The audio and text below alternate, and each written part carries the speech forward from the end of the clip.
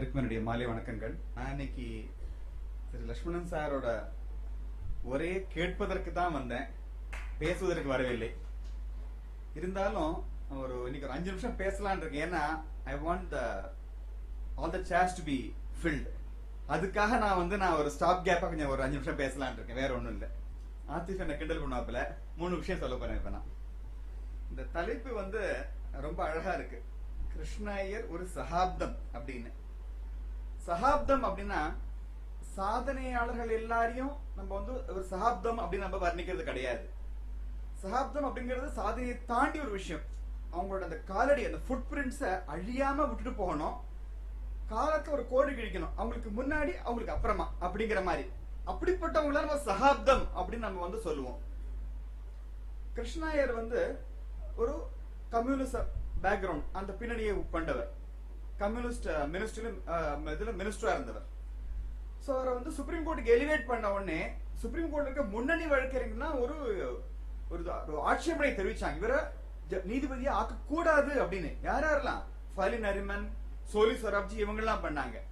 ஆனா 7 வருஷம் கழிச்சு கிருஷ்ணய்யர் ஓய்வு பெற்ற பிறகு இவர் மாதிரி உண்டா அப்படின்னு அவங்களே சொன்னாங்க. தான் ஆட்சேபிச்சு தப்பு அப்படின்னு அவங்க மனசு விட்டு ஒப்புத்துக்கிட்டாங்க.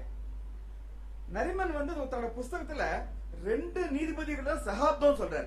ஒன்னு சுப்பராவ், இன்னொன்னு வி.ஆர். கிருஷ்ணய்யர்.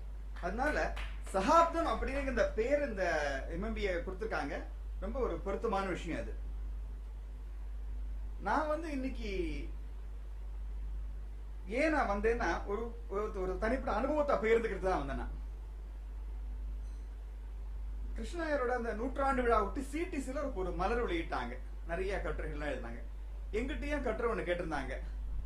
நான் கிருஷ்ணய்யரை நேரா பார்த்தது கிடையாது, அவரோட உரைகளை கேட்டது கிடையாது. இருந்தாலும் என்னத்தை எழுதுறதுன்னு யோசிச்சு பார்த்தப்ப ஐயர் அண்ட் ஐயரும் நானும் அப்படின்னு ரொம்ப கொஞ்சம் ஒரு திமிர் பிடிச்ச ஒரு தலைப்பு கூட நீங்க சொல்லலாம். அந்த மாதிரி ஒரு 2.5 பக்கத்தை நான் எழுதினேன். அது எழுதும் போது கடைசியா ஒரு இது நான் எழுதியிருந்தேன். எனக்கு ரொம்ப வேணுங்கப்பட்ட ஒரு கல்லூரி முதல்வர், அவரோட மகன் மாரிமுத்துன்னு பேரு.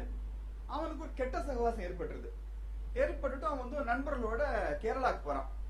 கொச்சினுக்கு போன போது அந்த credit card, fake card use பண்றாங்க. யூஸ் பண்ணுவோம் மாட்டின்றாங்க. ஆக்சுவலி இந்த பையன் வெளியில சும்மா ஆட்டோல நிக்கிறான். பண்ணது அவன் ஃப்ரெண்டு தான் பண்ணான், இவன் பண்ணல. ஆனா எல்லாருமே அரெஸ்ட் ஆயிடுறாங்க. சோ இந்த பதறி போன தகப்பன தகவல் கேட்டு ஓடுறார். இதேச்சா கிருஷ்ணய்யரையும் வீட்டுக்கு நேரா போறார். கிருஷ்ணய்யருக்கு வயசு 99. கேட்ட உடனே மனசுக்கு பட்டு போச்சு. இந்த பையன் இன்னசென்ட் ஃபெலோ, சந்தர்ப்ப சூழல்ல மாட்டிக்கிட்டான் அப்படின்னு படுறது. அடுத்த நிமிஷம் போன் எடுக்கிறாரு, கமிஷனர் போன் பண்றாரு. மேஜிஸ்ட்ரேட் கைப்பட எழுதி கொடுக்கிறார். உடனே Marimuthu is innocent, my instinct tells let him be released அப்படின்னு சொல்லிட்டு. யோசிச்சு பாருங்க, அந்த வயசுல அவருக்கு ஒரு அந்த பேஷன், யாரும் இன்னசென்ட் யாரும் ஹாரஸ் ஆயிடக்கூடாது அப்படின்னு.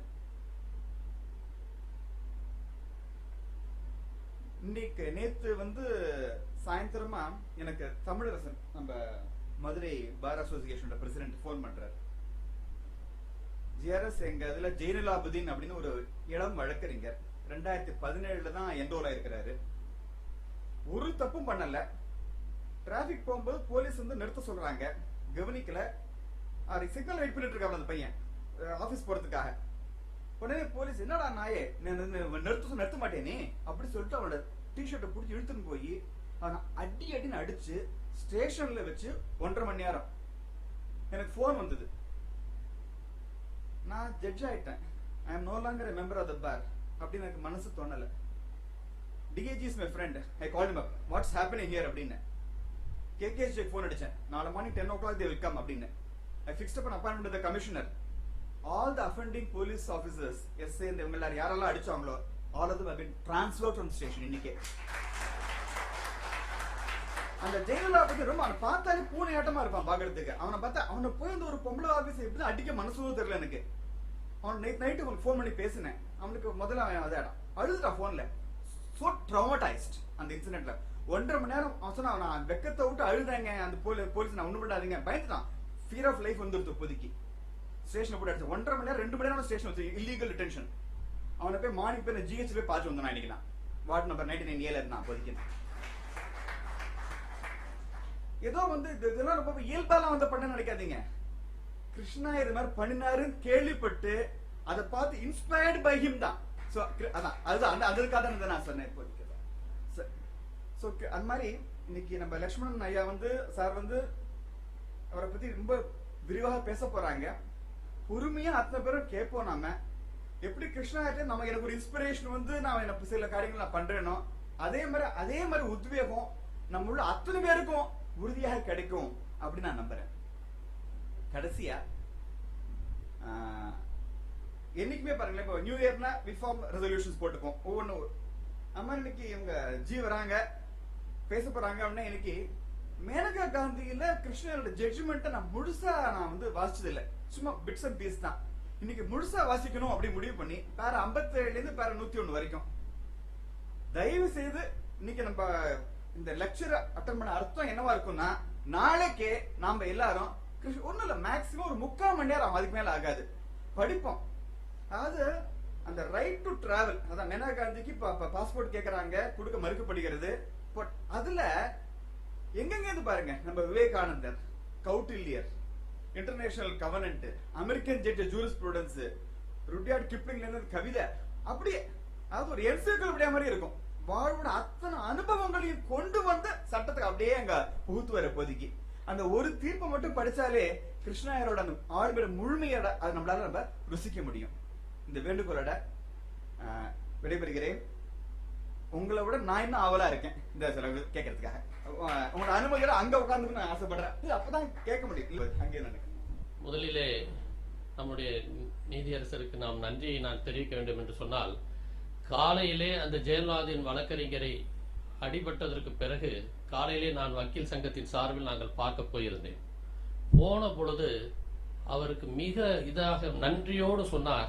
என்னை பார்க்க ஒரு நீதிபதி பேர் கூட சொல்லல, அவரு வந்திருந்தார். எனக்கு அவர்கிட்ட நான் நடந்ததை சொன்னேங்க, நான் எதுவுமே மறைச்சு சொல்லவில்லை என்று சொன்னார். நான் அப்பொழுது எனக்கு யார் என்று தெரியவில்லை.